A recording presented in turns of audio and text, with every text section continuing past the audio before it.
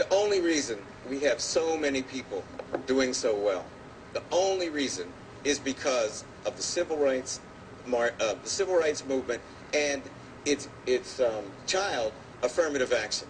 Without affirmative action, we would never have been able to integrate racist, historically white institutions in American society. And to me, the first fundamental question that we have to address is how to protect, preserve, and expand affirmative action. When I went to college, instead of going to Howard like 3 generations of my family, which is certainly a great thing, I was able to go to Yale University because they were trying to diversify themselves. They wanted a class that looked more like America. They let in women for the first time. They let in black people for the first time. Class of 68 at Yale had 18 black kids. My class, the class of 73, had 96 black kids. You know, I was lucky enough to get a fellowship to go to England after I graduated. It's called the Mellon Fellowship. My daddy called it the Watermelon Fellowship because I was the first black person to get it. So, that's true. And Cornell knows my father. He knows I ain't lying. And then I taught at Yale for 9 years. I taught at Cornell for 5 years. I taught at Duke for 1 long, painful year. And then, I ain't lying. I don't even like the airplane to fly over North Carolina.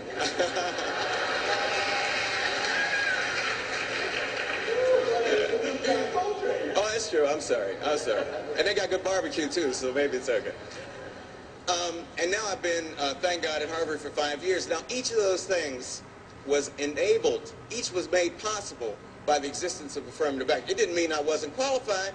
It meant that because of racism, I never would have been allowed to compete on a more or less level terrain with white boys and white girls. And for me, for someone who has benefited so much from the opportunities of affirmative action, to stand at the gate and try to keep other black people out would be to be as hypocritical as Clarence Thomas.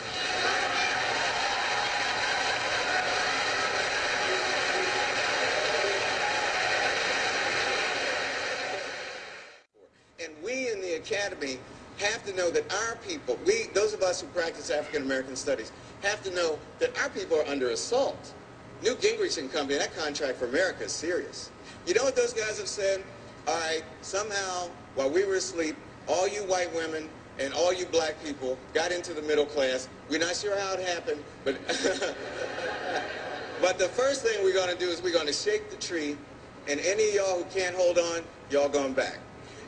And the second thing, we're going to set up barriers so that no more of you all can get in here.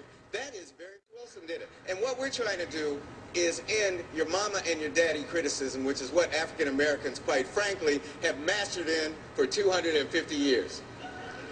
We're also trying to end what we used to call the one nigger syndrome. You know, this place ain't big enough for more than one of us.